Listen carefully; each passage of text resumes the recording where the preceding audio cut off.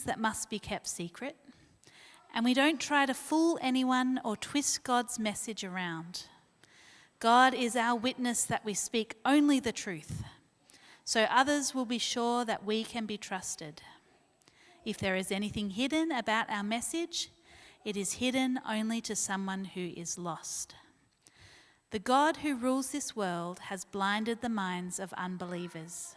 They cannot see the light, which is the good news about our glorious Christ, who shows us what God is like. We are not preaching about ourselves. Our message is that Jesus Christ is Lord. He also sent us to be your servants. The scriptures say, God commanded light to shine in the dark.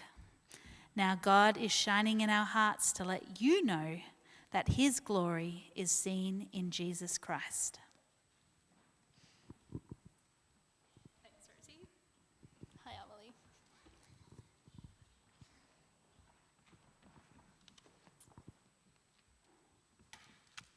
All right, well, we've been asking some questions. I'm just asking for a friend. And I know that at Kids Church we've had some pretty good questions, haven't we, about the Bible. Guys, I'm going to move this to the side so that we can all see. Here we go.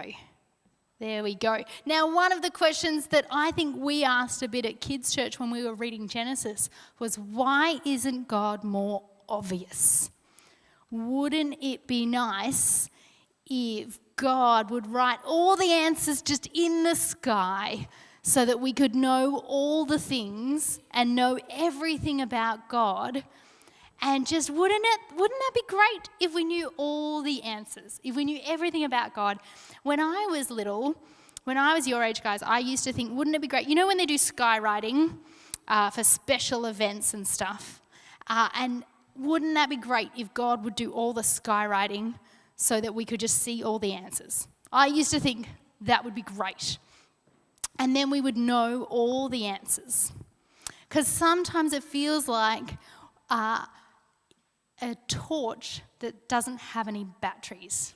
Or like, I don't know, back in the day when you used to use a paper map, but you just don't know where you are on the map. I mean, who knows even how to use maps anymore? We just use our phone. It's like our phone is out of battery. We're pretty confused sometimes about God. And then, how do we relate to God? It doesn't feel very clear. So today we're going to think a bit about, is God obvious? Does God make himself known? And how? And then what does that have to do with us? And I think sometimes the answer to, is God obvious, is maybe yes, but maybe no. It's a bit confusing. And I think our Bible reading says that a bit as well. But I think sometimes we actually have to keep paying attention. So we saw that actually with our little bucket challenge, that we actually, if we're in the dark, actually it becomes very hard to do things, doesn't it? And if we're in the light, it gets a bit easier. And in our Bible reading, it talks about how the light shines in the darkness. And it shines into our hearts and it helps us to understand. And that light is like an image to help us understand who God is. And the light that we find out is that is Jesus. But I think it's actually another version of that. We're going to play a game. This one, you don't have to come at the front. You just have to turn to the person next to you. Kids, you might have played this game before. I'm going to get Mark to come and show me. Or Emmy, I showed Emmy before as well. You just need your hands. You actually only need one hand to play this game. We're going to have a practice of what would this be like if you played this just with your eyes closed, or is it easier with your eyes open? Because it is. Sometimes we forget that actually things in the dark are much harder. So this game is called Thumb Wars. I don't know, anyone who grew up in primary school in the 90s knows this game. Do you guys know this game? Okay, cool. Okay, so what you need to do is get your hand like this. You curl around your fingers and grab the other person's fingers. So you make like a little curl like that. If you're on Zoom, you can't see. This way. Oh yeah, like that. So put your thumbs up, You see them? Now, the point of the game is that I'm trying to capture Emmy's thumb. We'll demonstrate me capturing your thumb, okay? So like that. Well, I caught her thumb. But Emmy is also trying to catch my thumb, okay? So what we're going to do is we go 1, 2, 3, 4, and then when we get to 4, we start. Oh, I declare it. Okay, I wasn't sure how serious we were taking this, Mark. Seriously, okay. It actually goes 1, 2, 3, 4. I declare thumb war. 5, 6, 7, 8. And then you start. That's how you thumb war. And then you just sort of like go. Yeah, okay. So what I want you to do is have a go, just a normal thumb war. I know how competitive you all are. You're all sitting there being like, nah, we're not going to play a game. But I know how competitive you are. So turn to the person next to you and have a go just with your eyes open. And then see how much harder this game is in the dark. If you don't have someone to play with, just move seats. Go and find someone to play Thumb Wars with. Otherwise, I'll come and play with you. You've got another few minutes. Who's won a Thumb War already? Only a few people. There's a lot of people who just haven't played Thumb Wars yet. Oh, yeah, nice. Oh, good one. Well done, Elby. All right, who's won a Thumb War now? All right, have a go at playing with your eyes closed.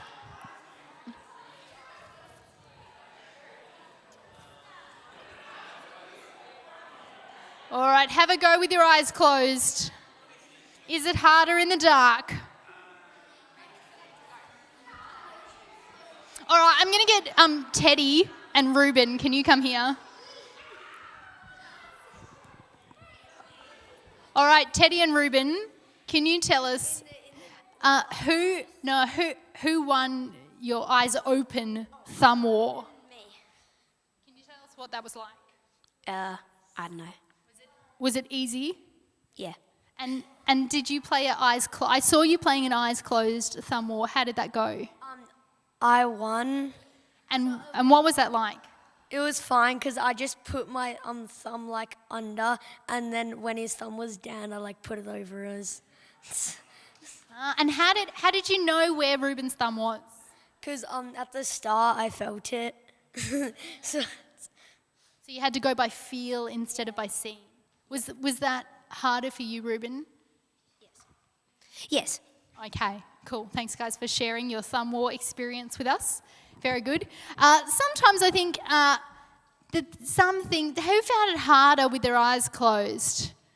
Who didn't actually play Thumb Wars? It's cool. You know, we like to mix things up at all age services. But sometimes things are just harder in the dark. Like my kitchen light was broken for a while, and so I just had to cook dinner at like 4:30 because I just didn't want to cook dinner in the dark. It's fixed now, all is well. The light is a gift and a joy, isn't it? It makes life better and also just easier. And our passage today actually says exactly that. We were once walking in darkness, and it's like it uses the image of a veil or like a shield in front of our face. And when Jesus comes into the world, it's like the lights were turned on. Everything is better. And our passage explains that Jesus is the light of the world. He is the image of God.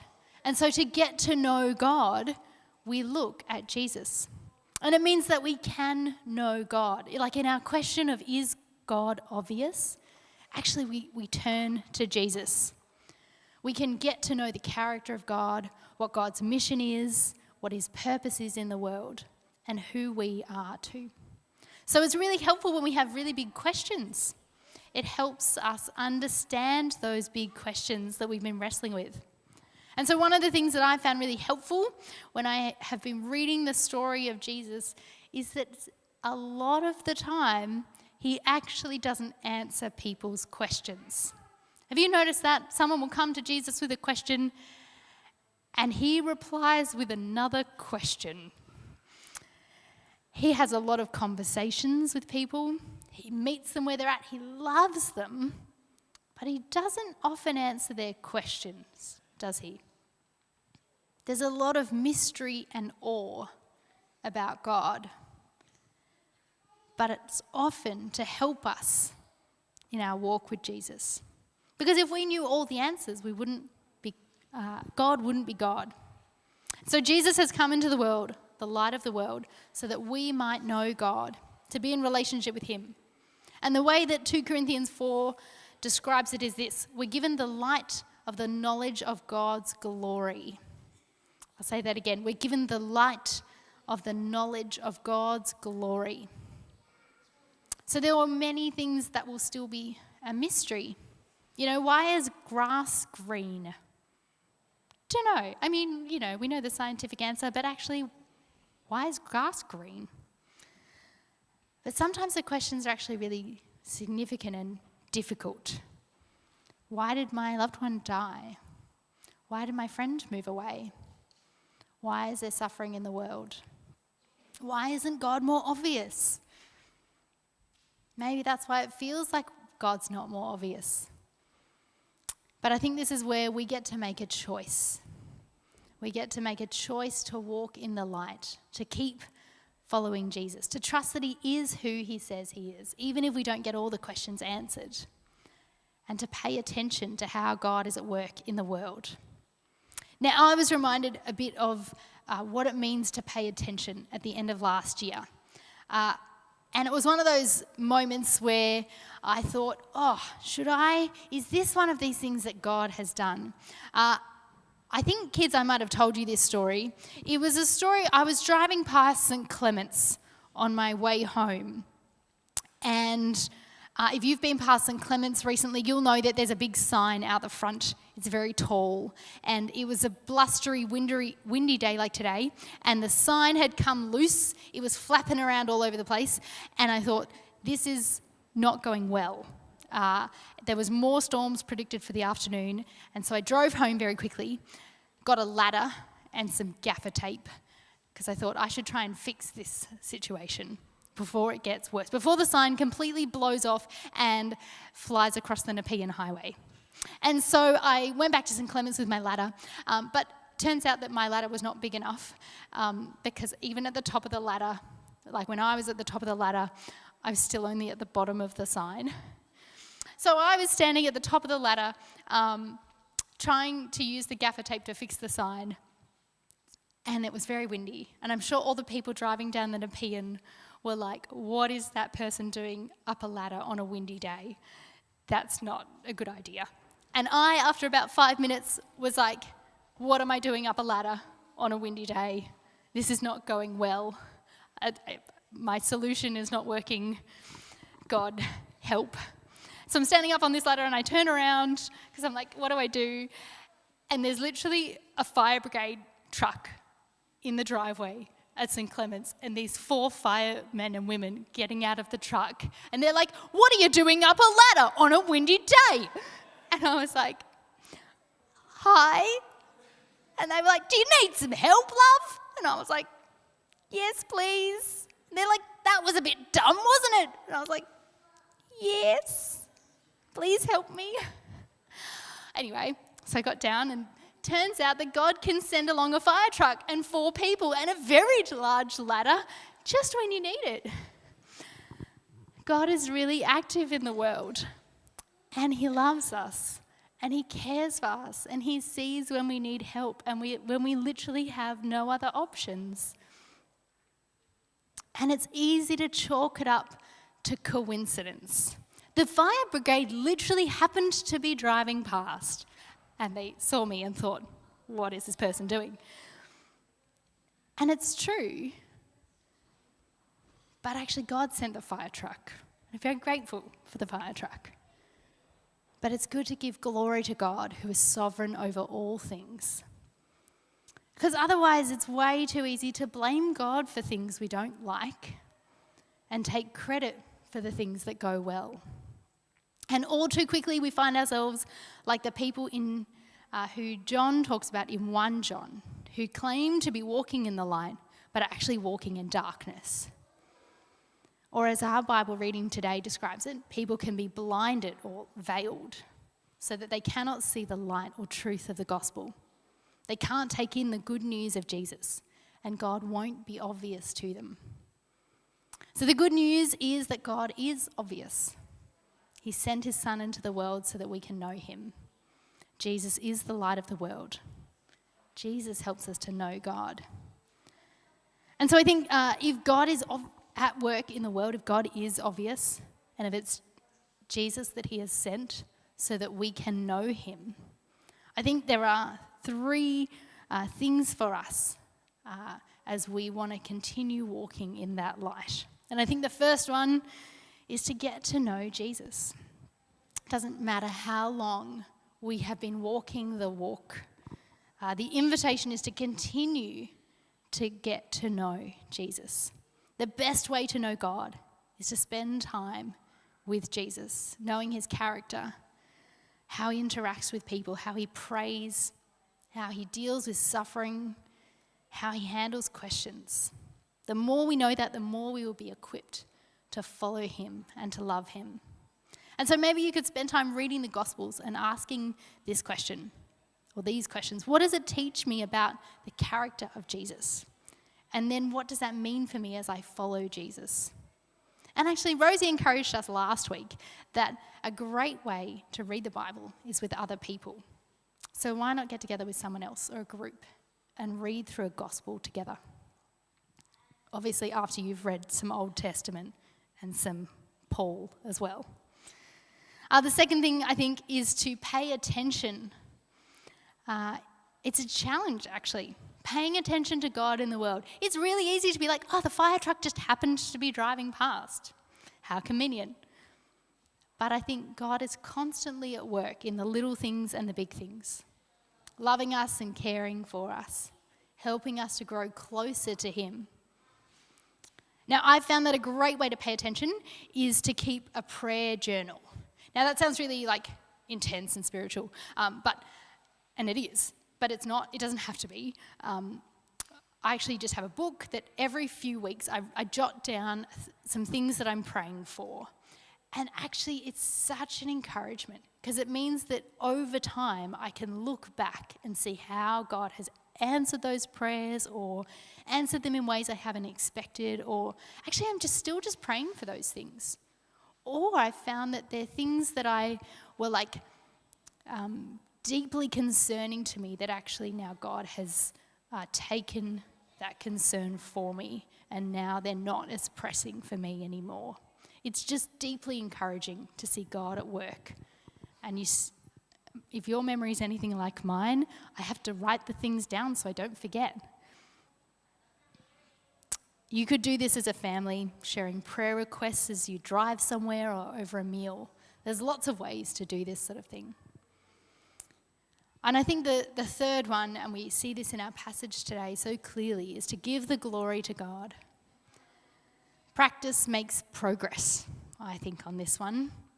And 2 Corinthians 4 encourages us that the glory does really belong to God, not to us. Do you need a reminder to keep giving God the glory and the credit for the things going on in your life? Now we're going to literally practice this now. We're going to have some time in prayer. Kids, I'm going to get you to join us because you're definitely going to want to join in prayer time today. We're actually going to get some glow sticks because what's prayer time without glow sticks? Sometimes we actually need a physical, tangible reminder of Jesus being light. And glow sticks are a great reminder of doing that. The great thing about glow sticks is that you can make it into a circle and wear it like a bracelet. So if you want a physical, tangible reminder to pray today or the rest of the week. But I want us to pray for 3 things. I'm sorry, I should have put them up there and I forgot, but actually you could use these 3 things. First of all, what for you? What areas do you still need in your life for God's light to be revealed in? Are there things that you need to give glory to God for? Or what areas in your walk with Jesus are still confusing, or you need to ask God for help in. The second maybe is for your friends and family who the gospel is veiled, who are still walking in darkness, who you'd love for them to know Jesus. And the third is for the world.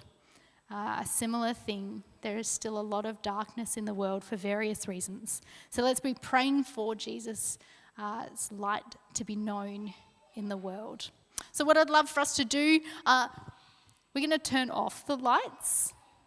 Mark's going to go and turn off the lights for me. Thanks, Mark. We're going to hand out some glow sticks, and you're welcome to pray in some little groups around you for those things. You can use these as a prompt, and I encourage you to pray with just whoever's around you. Grab some kids as well.